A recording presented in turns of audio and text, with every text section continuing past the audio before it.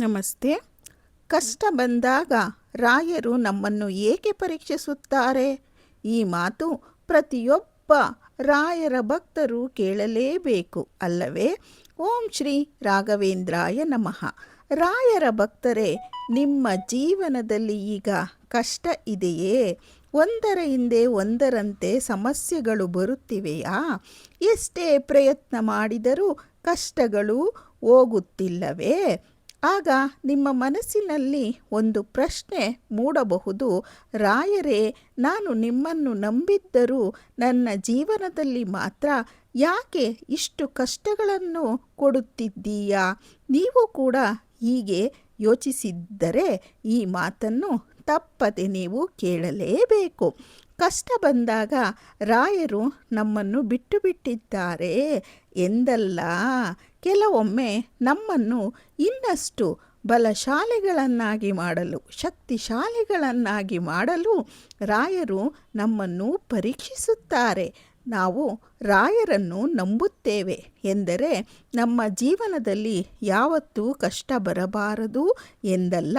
ಬದಲಾಗಿ ಕಷ್ಟ ಬಂದಾಗಲೂ ರಾಯರ ಮೇಲಿನ ನಂಬಿಕೆಯನ್ನು ಕಳೆದುಕೊಳ್ಳಬಾರದು. ಅದೇ ನಿಜವಾದ ಭಕ್ತಿ. ಒಬ್ಬ ತಾಯಿ ತನ್ನ ಮಗುವಿಗೆ ಎಲ್ಲವನ್ನು ಕೊಡುತ್ತಾಳೆ, ಆದರೆ ಮಗುವನ್ನು ಯಾವಾಗಲೂ ತನ್ನ ಕೈಯಲ್ಲೇ ಹಿಡಿದುಕೊಂಡೇ ಇರಲ್ಲ. ಒಂದು ದಿನ ಮಗು ನಡೆಯಲು ಕಲಿಯಬೇಕು, ಬೀಳಬೇಕು, ಮತ್ತೆ ಎದ್ದು ನಿಲ್ಲಬೇಕು. ಮಗು ಬೀಳುವಾಗ ತಾಯಿಗೆ ನೋವಾಗುವುದಿಲ್ಲವೇ? ಆದರೆ ಮಗು ನಡೆಯುವುದನ್ನು ಕಲಿಯಬೇಕೆಂದರೆ ತಾಯಿ ಅದಕ್ಕೆ ಹೆಜ್ಜೆ ಹಾಕಲು ಬಿಡಲೇಬೇಕು. ಅದೇ ರೀತಿ ನಾವು ಕಷ್ಟದಲ್ಲಿ ಇದ್ದಾಗ ರಾಯರು ನಮ್ಮನ್ನು ನೋಡುತ್ತಿಲ್ಲ ಅನ್ನುವುದಲ್ಲ. ನಾವು ಬೀಳದಂತೆ ನಮ್ಮನ್ನು ಒಳಗಿನಿಂದ ಶಕ್ತಿಯನ್ನು ನಮಗೆ ಕೊಡುವುದಕ್ಕೆ ಹಿಡಿದುಕೊಂಡೇ ಇರುತ್ತಾರೆ. ನಮಗೆ ಮಾತ್ರ ಅವರ ಸಹಾಯ ಕಾಣಿಸುವುದಿಲ್ಲ. ಕೆಲವೊಮ್ಮೆ ನಾವು ಒಂದು ವಿಷಯಕ್ಕಾಗಿ ತುಂಬ ಪ್ರಾರ್ಥಿಸುತ್ತೇವೆ, ಆದರೆ ಅದು ಆ ಸಮಯದಲ್ಲಿ ಆಗುವುದಿಲ್ಲ. ಆಗ ನಾವು ಬೇಸರ ಪಡುತ್ತೇವೆ. ರಾಯರೇ, ನಾನು ಇಷ್ಟು ಪ್ರಾರ್ಥನೆ ಮಾಡಿದರೂ ನನ್ನ ಮಾತು ನೀನು ಕೇಳಲಿಲ್ಲ, ನಿನಗೆ ಕೇಳಿಸುವುದಿಲ್ಲವೇ ಎಂದುಕೊಳ್ಳುತ್ತೇವೆ. ಆದರೆ ರಾಯರಿಗೆ ಗೊತ್ತು, ನಾವು ಕೇಳುತ್ತಿರುವುದು ನಮಗೆ ನಿಜವಾಗಿಯೂ ಒಳ್ಳೆಯದೋ ಇಲ್ಲವೋ ಎಂದು. ನಾವು ಒಂದು ಬಾಗಿಲು ತೆರೆಯಲಿ ಎಂದು ಪ್ರಾರ್ಥಿಸುತ್ತೇವೆ, ಆದರೆ ರಾಯರು ಆ ಬಾಗಿಲನ್ನು ಮುಚ್ಚಿರಬಹುದು. ಏಕೆಂದರೆ ಆ ಬಾಗಿಲಿನ ಹಿಂದೆ ನಮ್ಮ ಕಣ್ಣಿಗೆ ಕಾಣದ ಅಪಾಯ ಇರಬಹುದು. ನಂತರ ರಾಯರು ನಮಗಾಗಿ ಮತ್ತೊಂದು ಬಾಗಿಲನ್ನು ತೆರೆದು ಇಟ್ಟಿರಬಹುದು. ನಾವು ಮಾತ್ರ ಹಳೆಯ ಬಾಗಿಲು ತೆರೆಯಲಿಲ್ಲ ಎಂದು ಅಳುತ್ತಾ ಕುಳಿತುತ್ತೇವೆ. ಆದ್ದರಿಂದ ರಾಯರು ನಮ್ಮ ಪ್ರಾರ್ಥನೆಗೆ ತಡವಾಗಿ ವರವನ್ನು ಕೊಡುತ್ತಿದ್ದರೂ ಅವರು ನಮ್ಮನ್ನು ಮರೆತಿಲ್ಲ ಎಂದು ನಾವು ನಂಬಬಹುದು. ನಮಗೆ ಸರಿಯಾದ ಸಮಯಕ್ಕೆ ಕಾಯಿಸುತ್ತಿರಬಹುದು. ರಾಯರ ಭಕ್ತರೇ, ನಿಮ್ಮ ಜೀವನದಲ್ಲಿ ಯಾರಾದರೂ ನಿಮ್ಮನ್ನು ಬಿಟ್ಟು ಹೋಗಿದ್ದಾರಾ? ನೀವು ತುಂಬ ನಂಬಿದವರು ನಿಮ್ಮನ್ನೇ ನೋಯಿಸಿದ್ದಾರಾ? ನೀವು ಯಾರಿಗೂ ಹೇಳಲಾಗದ ನೋವನ್ನು ಮನಸ್ಸಿನಲ್ಲಿ ಇಟ್ಟುಕೊಂಡಿದ್ದೀರಾ? ಆಗ ನೆನಪಿಡಿ, ಕೆಲವೊಮ್ಮೆ ರಾಯರು ನಮ್ಮ ಜೀವನದಿಂದ ಕೆಲವು ಜನರನ್ನು ದೂರ ಮಾಡುವುದು ಕೂಡ ನಮ್ಮನ್ನು ಕಾಪಾಡುವುದಕ್ಕಾಗಿಯೇ. ನಮಗೆ ಅದು ನಷ್ಟದಂತೆ ಕಾಣುತ್ತದೆ, ಆದರೆ ರಾಯರಿಗೆ ಗೊತ್ತು, ಆ ವ್ಯಕ್ತಿ ನಮ್ಮ ಜೀವನದಲ್ಲಿ ಉಳಿದಿದ್ದರೆ ಮುಂದೆ ನಮಗೆ ಇನ್ನಷ್ಟು ನೋವಾಗಬಹುದು ಎಂದು. ಆದ್ದರಿಂದ ನೀವು ಕಳೆದುಕೊಂಡ ಪ್ರತಿಯೊಂದಕ್ಕೂ ಅಳಬೇಡಿ. ಕೆಲವೊಮ್ಮೆ ನಾವು ಕಳೆದುಕೊಂಡದ್ದು ನಮ್ಮ ನಷ್ಟವಲ್ಲ, ರಾಯರು ನಮ್ಮನ್ನು ಕಾಪಾಡಿದ ರೀತಿ. ಇಂದು ನಾವು ಕಷ್ಟದಲ್ಲಿ ಇದ್ದೀವಿ, ನಮ್ಮ ಮನಸ್ಸು ತುಂಬ ನೋವಿನಿಂದ ಕೂಡಿದೆ, ನಿಮಗೆ ಯಾರು ಅರ್ಥ ಮಾಡಿಕೊಳ್ಳುತ್ತಿಲ್ಲ. ಆಗ ಎಲ್ಲರಿಗೂ ನೀವು ನೋವನ್ನು ಹೇಳಲು ಸಾಧ್ಯವಾಗದಿದ್ದರೂ ರಾಯರ ಮುಂದೆ ನಿಮ್ಮ ನೋವನ್ನು ಇಡಬಹುದು.